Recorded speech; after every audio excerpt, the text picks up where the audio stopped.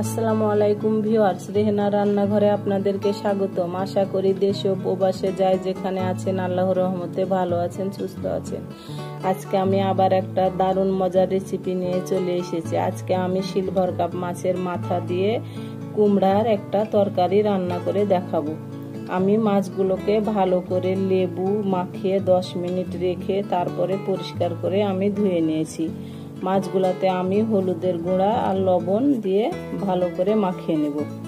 যে কোনো মাছ লেবু মাখিয়ে যদি 10 মিনিট রাখেন, তারপরে লবণ দিয়ে কচলে ভালো করে ধুয়ে নেন, তাহলে মাছটা শক্ত হয়ে যায় এবং মাছের যে একটা আঁশটা গন্ধ আছে সেটাও চলে যাবে। মাছগুলোতে আমি ভালো করে লবণ আর হলুদের গুঁড়া মাখিয়ে নিয়েছি। এবার আমি কিচেনে চলে যাব। চুলাতে আমি প্যান বসিয়ে দিয়েছি, আমার কড়াইটা ভালোভাবে গরম হয়ে গেছে। এবার আমি দিয়ে দেবো তেল, রেগুলার তেল, সয়াবিন তেল। আমি মাছটা ভেজে রান্না করলাম, আপনারা চাইলে এটা কাঁচাও রান্না করতে পারেন কষে। এটা যেভাবে রান্না করবেন সেভাবে খেতে ভালো লাগবে। আমি এবার তেলটা ভালো করে গরম করে নেব। আমার এখানে প্রায় 1 কেজি মাছ আর মাছের মাথা আছে। আমি সিলভার কাপ মাছের মাথা দিয়ে করলাম, আপনারা রুই, পাঙ্গাস, মিরকা যে কোনো মাছের মাথা দিয়ে করতে পারেন। আমার মাছের মাথাটা খুবই বড়, একবারে ভাজা যাবে না, আমি 2 বারে ভেজে নেব। আমি মাছটা ভেজে নিয়ে ফিরে এবার আমি মাছগুলা এক এক করে তুলে নেব। আমি মাছগুলা ভালো করে 5 মিনিট আমি ভেজে নিয়েছি, এপার 2.5 মিনিট ওপার 2.5 মিনিট। আজকে আমার তেলটা একটু গরম কম হয়েছিল, আমার মাছগুলা ভাজা অত ভালো হয়নি। আমি বারবার বলি যে তেলটা ভালো করে গরম করতে হয়, আমার তেলটাই কম গরম হয়েছিল। মাছগুলো আমার ভাজা হয়ে গেছে, এবার আমি এক সাইডে রেখে দেব। যে কোনো বড় মাছে কাঁচা আস্ত জিরা দিলে মাছটা খেতে অসম্ভব মজা হয়। আমি যে তেলে মাছ ভাজলাম সে তেলে আমি মাছটা রান্না করব। আমি দিয়ে দিলাম আস্ত জিরা 1/2 চামচ। এবার আমি দিয়ে দেবো পেঁয়াজ কুচি। আমি পেঁয়াজ কুচিটা একটু বেশি করে দিলাম, আর এখানে প্রায় 100 গ্রাম পেঁয়াজ কুচি আছে। আমি পেঁয়াজটা এবার ব্রাউন কালার করে ভেজে নিব। পেঁয়াজটা আমার ব্রাউন কালার হয়ে গেছে, দেখুন। এটা বেরেস্তা করার কোনো প্রয়োজন নাই, এটা হালকা সোনালি হলেই চলবে, যেহেতু আমরা মাছ রান্না করব। আমি দিয়ে দেব রসুন বাটা 1 চামচ, এটা ছোট চা চামচের 1 চামচ।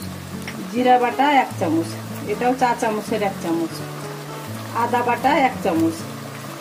আমি প্রত্যেকটা মশলা বাটা মশলা চা চামচের 1 চামচ করে দিলাম, কারণ লাউ, কুমড়া এসব তরকারিতে যত অল্প মশলা ব্যবহার করবেন তত তরকারি খেতে মজা লাগবে। বেশি মশলা ব্যবহার করলে তরকারিটা স্বাদই নষ্ট হয়ে যাবে। আমি এবার আদা রসুনের যে একটা কাঁচা গন্ধ আছে সেজন্য আমি মশলাটাকে 2-3 মিনিট আমি ভেজে নেব। আদা রসুনটাকে আমি 2-3 মিনিট ভেজে নিয়েছি। আদা রসুন দেওয়ার পরে অবশ্যই হাতে সময় নিয়ে 2 থেকে 3 মিনিট ভালো করে ভেজে নেবেন, তাহলে আদা রসুনের যে একটা কাঁচা গন্ধ আছে সেটা চলে যাবে এবং তরকারিটা খেতে অসম্ভব মজা হবে। আমি এবার গুঁড়া মশলাগুলো দিয়ে দেবো। আমি ধনিয়ার গুঁড়া 1 চামচ, মরিচের গুঁড়া 1 চামচের একটু কম।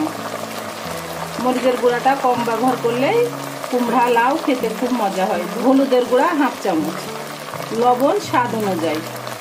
আমি এবার মশলাটাকে প্রায় 5 মিনিট কষে নেব। মশলাটা আমি 5 মিনিট কষে নিয়ে ফিরে আসছি। মশলাটাকে আমি ভালো করে 5 মিনিট আমি গুঁড়া মশলাগুলো কষে নিয়েছি।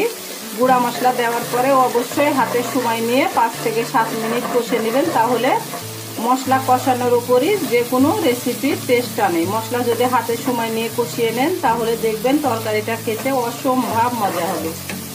আমি এবার দিয়ে দেবো কুমড়া। এখানে একটা গোটা কুমড়া আছে, আপনারা সবাই জানেন কুমড়ার একটা খারাপ গন্ধ আছে। কুমড়াটা অল্প করে 1 চিমটি হলুদ দিয়ে ভাপিয়ে নিতে হয় হালকা করে, তারপরে পানিটা ফেলে দিয়ে কুমড়াটা রান্না করলে কুমড়াটা খেতে খুব মজা হয়। আমি এবার কুমড়াটা দিয়ে দেব। আমি এবার কুমড়াটাকে ভালো করে আমি 5 মিনিট আমি কষে নিব, ভালো করে নেড়ে চেড়ে। যেহেতু এটা হালকা করে সিদ্ধ করা আছে, এটা কত সময় নিয়ে কষতে হবে না, এটা 5 মিনিট কষলেই চলবে।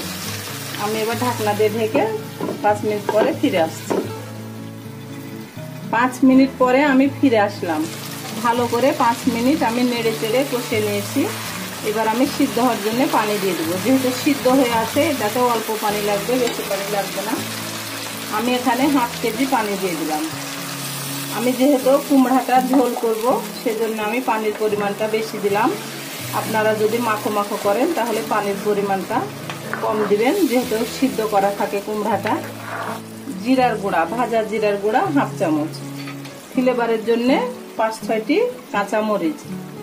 আমি এবার মাছগুলা দিয়ে দেব।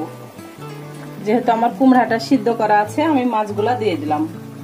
এখানে একটা চাকা আছে, একটা গোটা মাথা আছে, একটা ফিঁচা, 2টা থোতা। এবার আমি ঢাকনা দিয়ে ঢেকে একেবারে রান্না করে ফিরে আসছি। আমি এবার ঢাকনাটা তুলে নেব। আমি এর মধ্যে 4-5 বার নেড়ে চেড়ে দিয়েছি। হয়ে গেছে আমার কুমড়া দিয়ে সিলভার কাপ মাছের মাথার ঝোল। আমি যেভাবে রান্না করলাম আপনারা একবার হলো আমার মতো করে রান্না করে খেয়ে দেখুন। এটা অসম্ভব একটা মজার রেসিপি, কারণ মাছের মাথা দিয়ে যে কোনো সবজি রান্না করলে খেতে খুব মজা হয়। শুধু চিংড়ি মাছ দিয়ে লাউ কুমড়া রান্না করলে খেতে মজা হয় না, মাছের মাথা দিয়েও রান্না করলে খেতে খুব মজা হয়। আমি এবার ঢাকনা দিয়ে ঢেকে আমি 10 মিনিট পরে আমি পরিবেশন করে দেখাচ্ছি। গ্যাসটা অফ করে হয়ে গেছে আমার পরিবেশন করা। আশা করি আমার রেসিপিটা অবশ্যই ভালো লাগবে। যদি ভালো লাগে তাহলে আমার চ্যানেলটিতে লাইক কমেন্ট শেয়ার করতে ভুলবেন না। বেশি বেশি করে সাবস্ক্রাইব করার অনুরোধ রইল। আর আমার চ্যানেলটিতে যারা লাইক কমেন্ট শেয়ার করেছেন এবং সাবস্ক্রাইব করেছেন তাদের জন্য রইল আমার পক্ষ থেকে অনেক অনেক দোয়া ও ভালোবাসা। আপনারা অবশ্যই আমাকে সাপোর্ট করুন, আমার পাশে থাকুন। এই চ্যানেলটিতে সব থেকে বেশি প্রয়োজন আপনাদের সাপোর্টের। আপনারা যদি আমাকে সাপোর্ট না করেন, আমার পাশে না থাকেন, তাহলে আমি কোনোদিন এই চ্যানেলটি নিয়ে সামনে এগিয়ে যেতে পারবো না। তাহলে আজকের মতো এখানে বিদায়। আবার অন্য কোনো রেসিপি নিয়ে আসবো। সবাই ভালো থাকবেন। আল্লাহ হাফেজ।